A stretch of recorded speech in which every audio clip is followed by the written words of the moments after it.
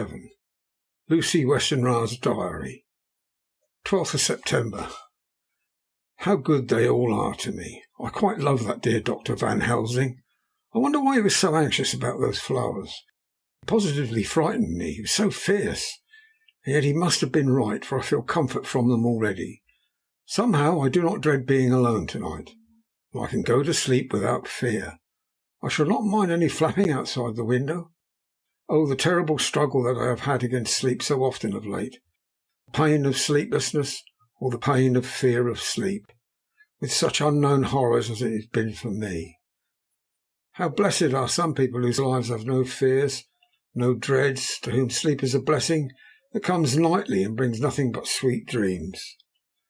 Well, here I am tonight, hoping for sleep, and lying like Ophelia in the play, with virgin krantz and maiden struments. I never liked garlic before, but tonight it is delightful. There's peace in its smell. I feel sleep coming already. Good night, everybody. Dr. Seward's Diary. 13th of September. Called at the Berkeley and found Van Helsing as usual up to time. The carriage ordered from the hotel was waiting. The professor took his bag, which he always brings with him now. Let it all be put down exactly. Van Helsing and I arrived at Hillingham at 8 o'clock. It was a lovely morning, and the bright sunshine and all the fresh feeling of early autumn seemed like the completion of nature's annual work. The leaves were turning to all kinds of beautiful colours, but had not yet begun to drop from the trees. When we entered, we met Mrs. Westenra coming out of the morning room. She is always an early riser. She greeted us warmly and said, "You'll be glad to know that Lucy is better. The dear child is still asleep. I looked into her room and saw her, but did not go in, lest I should disturb her." The professor smiled and looked quite jubilant. He rubbed his hands together and said, "Aha! I thought I had diagnosed the case. My treatment is working." To which she answered, "You must not take all that credit to yourself, Doctor. Lucy's state this morning was in part due to me." "Well, how do you mean, ma'am?" asked the professor. "Well, I was anxious about the dear child in the night and went into her room. She was sleeping soundly, so soundly that even my coming did not wake her. But the room was awfully stuffy, and all those horrible strong-smelling flowers about everywhere, and she actually had a bunch of them round her neck. I feared that a heavy odour would be too much for the dear child in her weak state, so I took them all away and opened up a bit of the window to let in a little fresh air. You will be pleased with her, I am sure." She moved off into her boudoir, where she usually breakfasted early. As she had spoken, I watched the professor's face and saw it turn ashen grey. Had he been able to retain his self-command whilst the poor lady was present, for he knew her state, and how mischievous a shock would be, he actually smiled on her as he held open the door for her to pass into her room. But the instant she had disappeared, he pulled me suddenly and forcibly into the dining room and closed the door. For the first time in my life I saw Van Helsing break down. He raised his hands over his head in a sort of mute despair, and beat his palms together in a helpless way. Finally he sat down on a chair and, putting his hands before his face, began to sob with loud, dry sobs that seemed to come from the very racking of his heart. And he raised his arms again as though appealing to the whole universe. "God, God, God," he said, "what have we done? What has this poor thing done that we are so sore beset? Is there fate amongst us still, sent down from the pagan world of old, that such things must be, and in such a way? The poor mother, all unknowing, and for all the best, she does such thing as lose her daughter, body and soul, and we must not tell her. We must not even warn her, or she die, and then both die. Oh, how we are beset! How are all the powers of the devil against us?" Suddenly he jumped to his feet. "Come," he said, "come, we must see an act. Devils or no devils, or all the devils at once, it matters not. We fight him all the same." He went to the hall door for his bag, and together we went up to Lucy's room. Once again I drew up the blind while Van Helsing went towards the bed. This time he did not start as he looked upon the poor face with the same awful waxen pallor as before.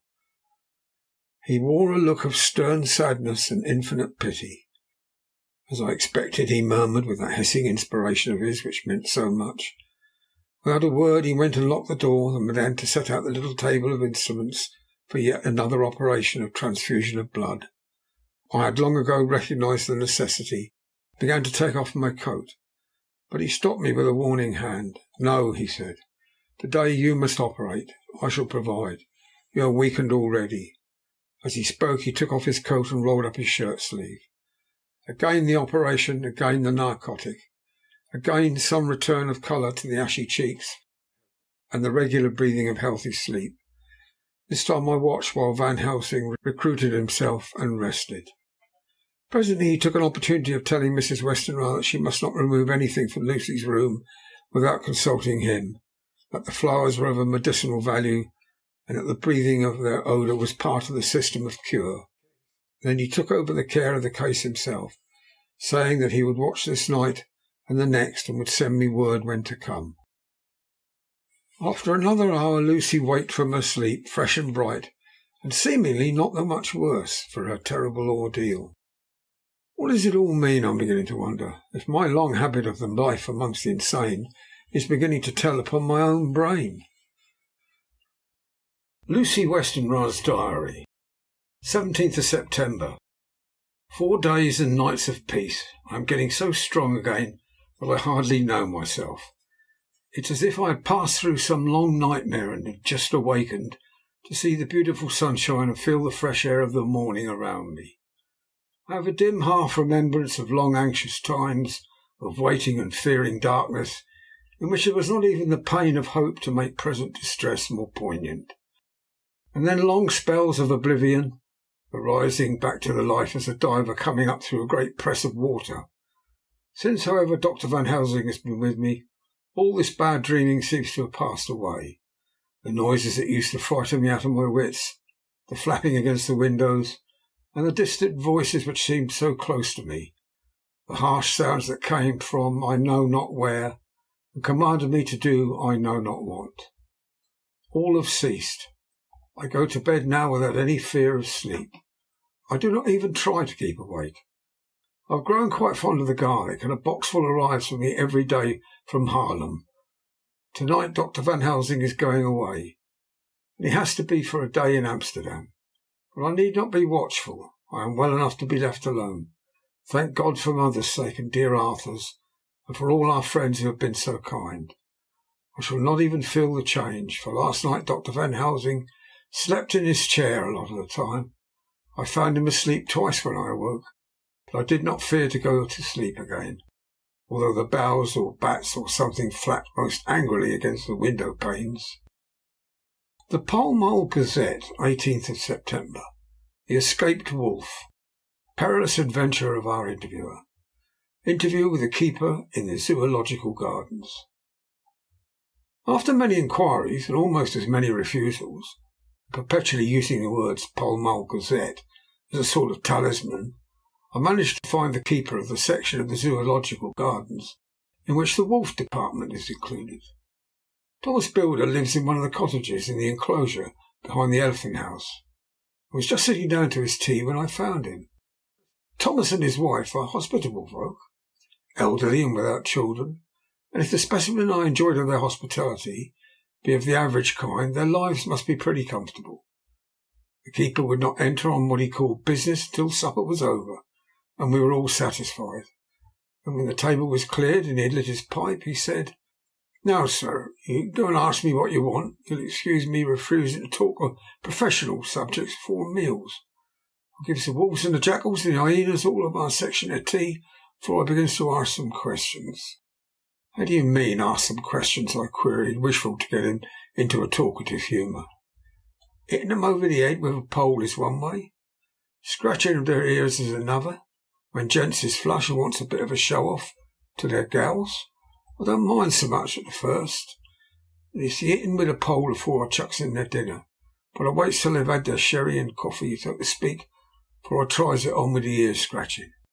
Mind you," he added philosophically, "there's a deal of the same in nature as there is in them there animals. Here's you a coming and asking me questions about my business, and I, that grumpy, like that only for your blooming £50.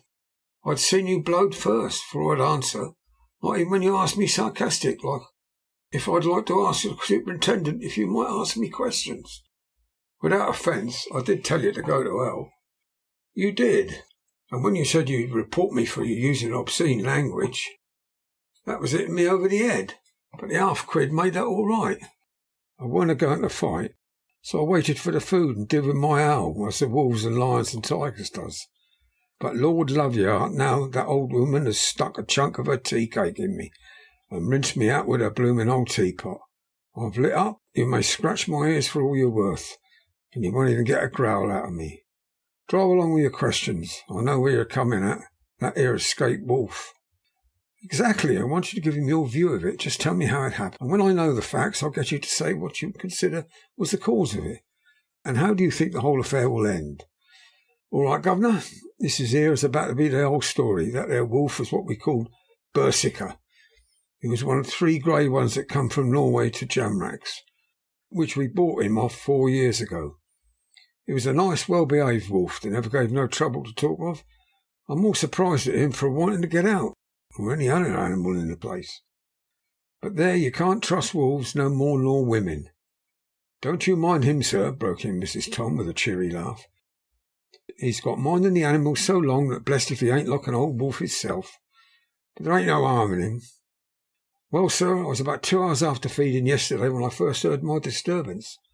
I was making up a litter in the monkey house for a young puma, which is ill. But when I heard the yelping and howling, I came away straight.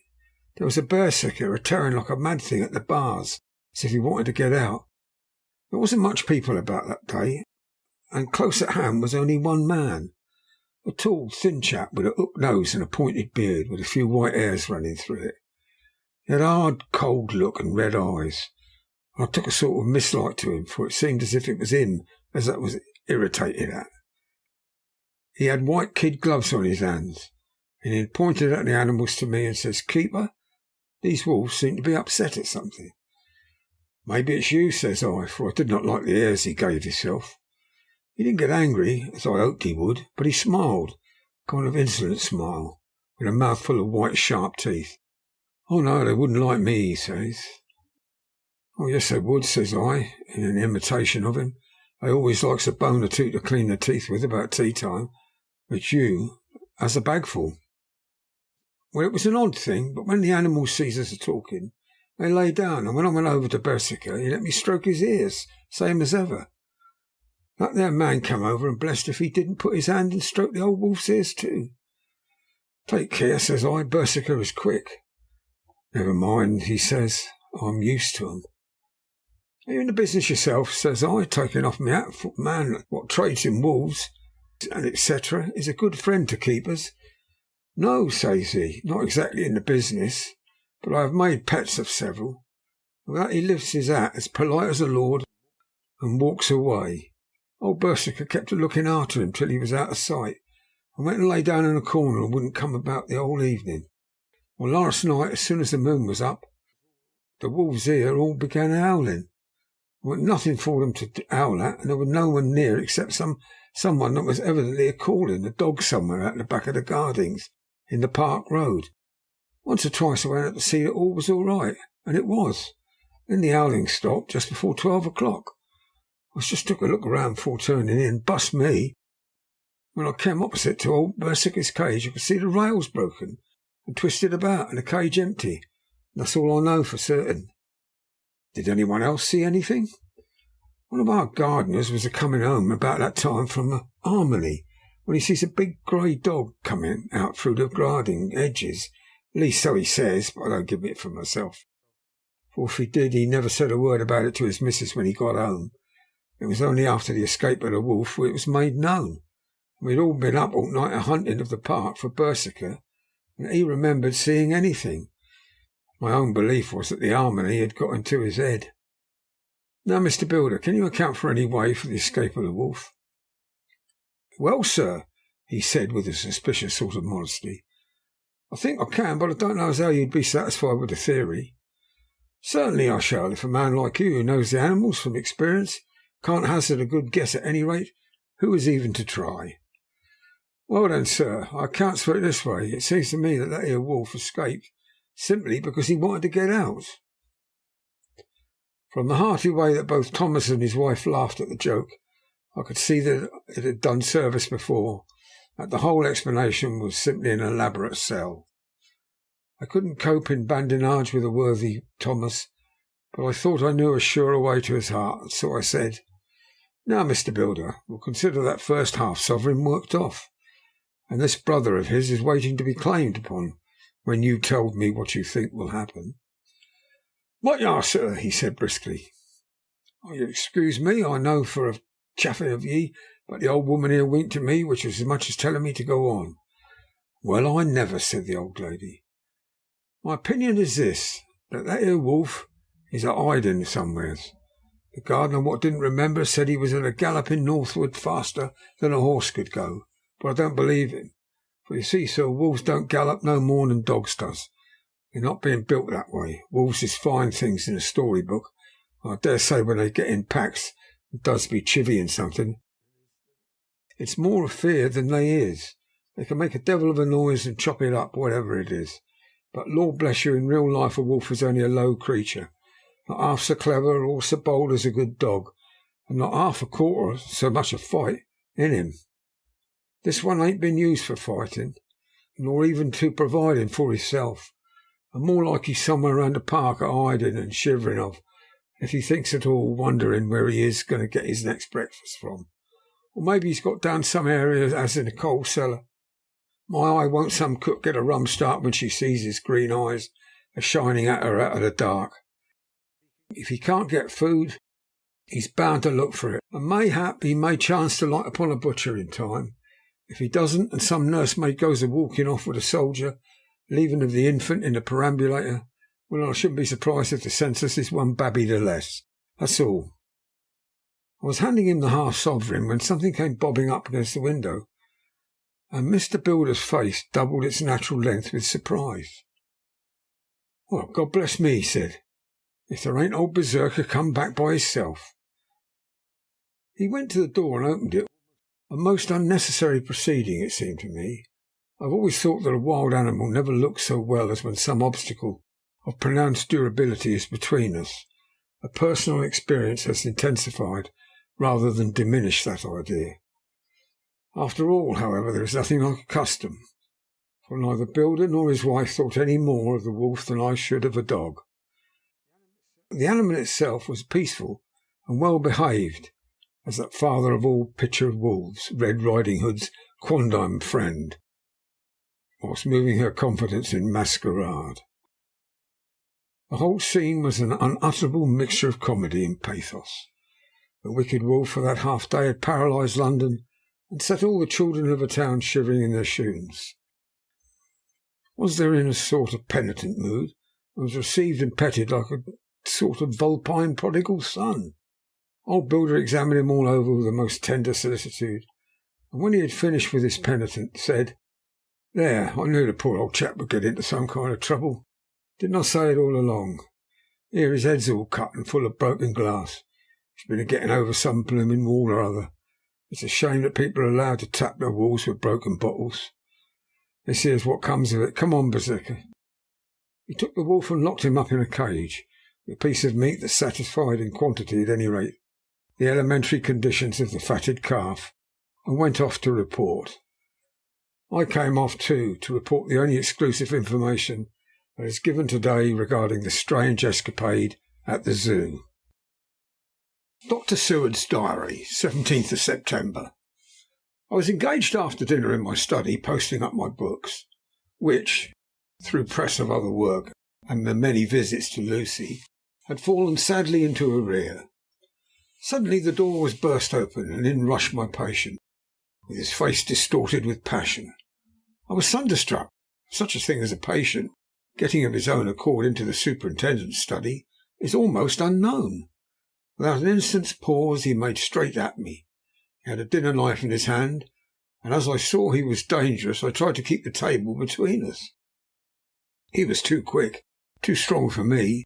However, before I could get my balance, he had struck at me and cut my left wrist rather severely.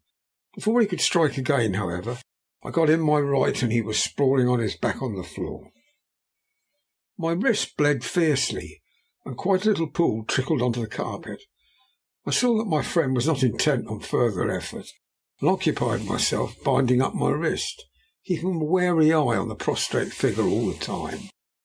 When the attendants rushed in, and we turned our attention to him, his employment positively sickened me. He was lying on his belly on the floor, licking up like a dog the blood which had fallen from my wounded wrist. He was easily secured, and to my surprise went with the attendants quite placidly, simply repeating over and over again, "The blood is the life. The blood is the life." I cannot afford to lose blood just at present. I have lost too much of it for my physical good. But then the prolonged strain of Lucy's illness and its horrible phase is telling even on me. I'm overexcited and weary, and I need rest. Rest. Happily Van Helsing has not summoned me, so I need not forego my sleep tonight. I could not well do without it. Telegram, Van Helsing, Antwerp to Seward, Carfax. Sent to Carfax, Sussex, as no county given. Delivered late by 22 hours. 17th of December. Do not fail to be at Hillingham tonight, if not watching all the time frequently. Visit and see that flowers are placed. Very important. Do not fail. Shall be with you as soon as possible after arrival. Dr. Seward's diary, 18th of September.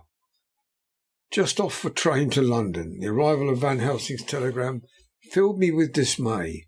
A whole night lost, and I knew by bitter experience what might happen in the night.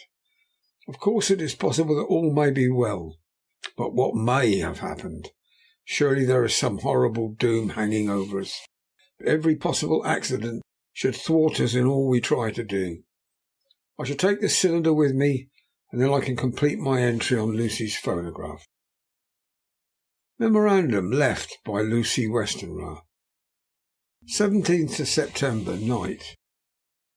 I write this and leave it to be seen, so that no one may by any chances get into trouble through me. This is an exact record of what took place tonight. I feel I am dying of weakness and have barely strength to write, but it must be done if I die in the doing. I went to bed as usual, taking care that the flowers were placed as Dr. Van Helsing directed, and soon fell asleep. I was waked by the flapping at the window, which had begun after that sleepwalking on the cliff at Whitby when Mina saved me, and which now I know so well. I was not afraid, but I did wish that Dr. Seward was in the next room, and Dr. Van Helsing said he would be, so that I might have called him. I tried to go to sleep, but could not. Then there came to me the old fear of sleep, and I determined to keep awake. Perversely, sleep would try to come then when I did not want it to. So, as I feared to be alone, I opened my door and called out, "Is there anybody there?" There was no answer. I was afraid to wake Mother, and closed my door again. Then outside in the shrubbery I heard the sort of howl like a dog's, but more fierce and deeper. I went to the window and looked out, and could see nothing except a big bat, which had evidently been buffeting its wings against the window. So I went back to bed again, but determined not to go to sleep. Presently the door opened, and Mother looked in. Seeing my moving that I was not asleep, came in and sat by me. She said to me even more sweetly and softly than her wont, "I was uneasy about you, darling, and came in to see that you were all right." I feared she might catch cold sitting there, so I asked her to come and sleep with me. So she came into bed and lay down beside me. She did not take off her dressing gown, for she said she would only stay a while and then go back to her own bed. As she lay there in my arms, and I in hers, the flapping and buffeting came to the window again. She was startled and a little frightened, and cried out, "What is that?" I tried to pacify her, and at last succeeded, and she lay quiet. I could hear her poor dear heart still beating terribly. After a while there was a low howl again out in the shrubbery, and shortly after that there was a crash at the window, and a lot of broken glass was hurled on the floor. The window blind drew back, and the wind that rushed in, and in the aperture of the broken panes there was the head of a gaunt grey wolf. Mother cried out in fright and struggled up into a sitting posture. Clutched wildly at anything that would help her. Amongst other things, she clutched at the wreath of flowers that Van Helsing had insisted my wearing round my neck, tore it away from me. For a second or two she sat up, pointing at the wolf, and there was a strange and horrible gurgling in her throat, and she fell over, as if struck with lightning, and her head hit my forehead and made me dizzy for a moment or two. The room and all around seemed to spin round. I kept my eyes fixed on the window, but the wolf drew his head back, and a whole myriad of little specks seemed to come blowing in through the broken window, wheeling and circling round like a pillar of dust when there is a side moon in the desert.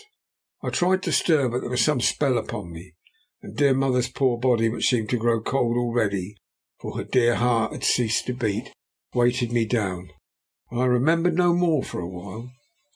The time did not seem long, but very, very awful, till I recovered consciousness again. Somewhere near, a passing bell was tolling. The dogs all round the neighbourhood were howling, and in our shrubbery, seemingly just outside, a nightingale was singing. I was dazed and stupid with pain and terror and weakness. The sound of the nightingale seemed like the voice of my dead mother, come back to comfort me.